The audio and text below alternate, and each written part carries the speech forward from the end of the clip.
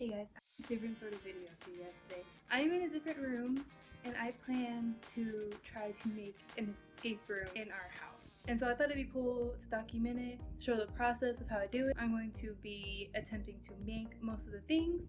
And the room that I thought would be the best for it is our current guest room, which is our former office. So it also has like a bunch of cases and it has the cat's room. As of right now, if nobody uses it, as you can see with Boo being here.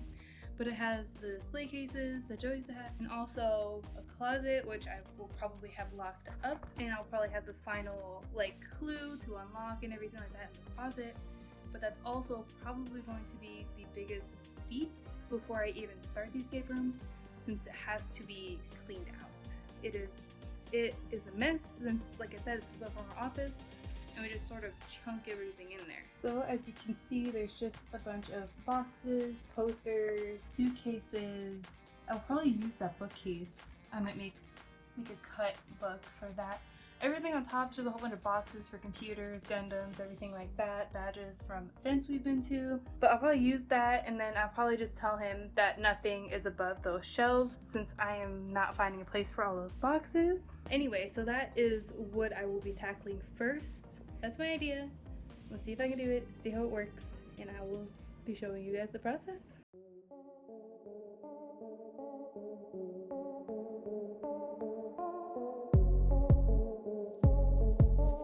Alright, so now you can see the closet is all cleaned out.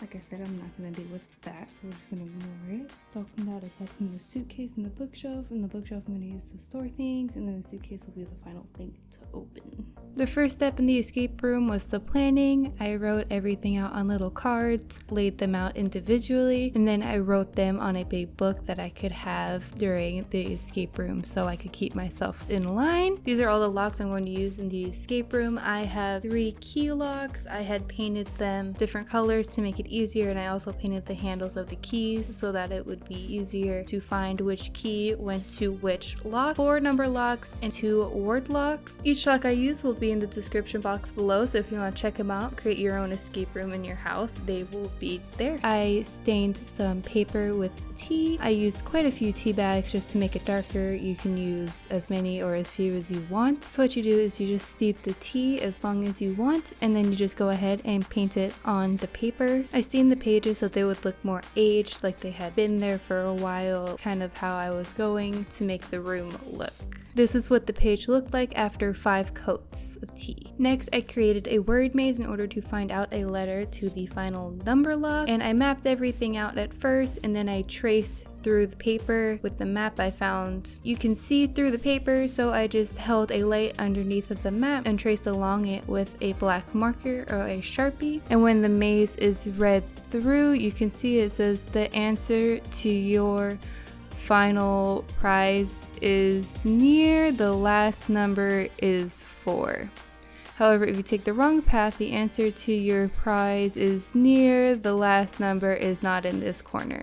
So I just filled in whatever I wanted. This is a coded message. It comes in 2 parts that you can hide in wherever you would like in your room. And so if you see it looks kind of messed up, you can't really tell what is what until it is held up against a light, and then you can read them. And for this, I used a riddle in order to give a clue for the magnet that is on the fan for the magnet maze. And it reads, "You have one in your house, although unlikely on a shelf. When it's hot, then it rotates as you use it to cool yourself." Now onto the magnet maze from the riddle. Here I am cutting out the cardboard pieces. In order to make them more flexible and round, you just go and peel off one of the sides, and it makes it super flexible, really easy to make rounds out of. Next, I'm going to paint them with the 4 colors. I wanted to make it kind of look like a wheel and more like antique, like the paper. So I started off with a dark brown, then splotched on some orange, and then the same with the maroon colors. Go back in with whatever colors you feel like you want more of, and you can also use whatever colors you would like for this. That's what it looks like with just the brown, orange, and maroon. maroon, and I added the tan on later so it would be able to show up more and not blend in with the colors as much. Next, I'm taking a brown glitter paint that I just mixed paint and glitter together, and I am running it all over the cardboard after it had dried, just so nothing smears, just for like a final coat of paint to make it look more brown, a little bit more shiny and golden. To make the actual maze, I had drawn everything on beforehand with pencil, and I am going along with those painted cardboard strips and hot gluing the pathways on, and I am just following along the lines that I had created with pencil, folding and bending the cardboard as needed. The maze can be any shape, any size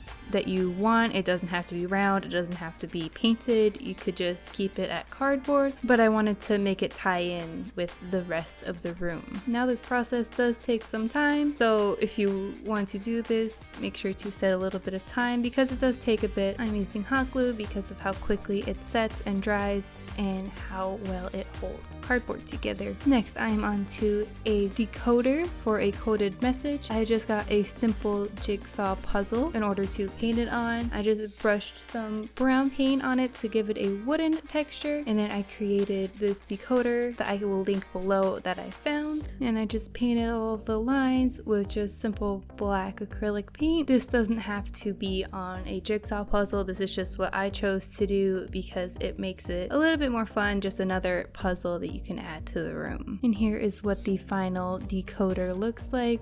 Here I have the coded message from the puzzle, and it's not going to stay like this. So because I have the pencil hidden in the chest, I'm going to go forward, and so you're not really going to be able to see much of it until you're able to unlock the puzzle and reveal what's underneath and then decode it in order to get the numbers for the lock.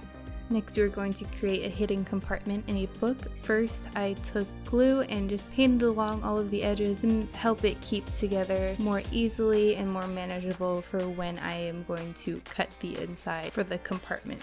Next, I just simply sketched out where I wanted the compartment to be, how big I wanted it to be, and then I used an X-Acto blade and cut through. It was a little difficult, especially with the book trying to flap over on itself, but I just kept cutting along, and then I put a piece of cardboard where I wanted it to end so I wouldn't be able to cut through any of the pages underneath. And then I created a second one in the book since it was kind of a larger one, and I was going to go ahead and use this for a key. So I just went ahead and did the same thing, kept cutting along until it was at its desired depth.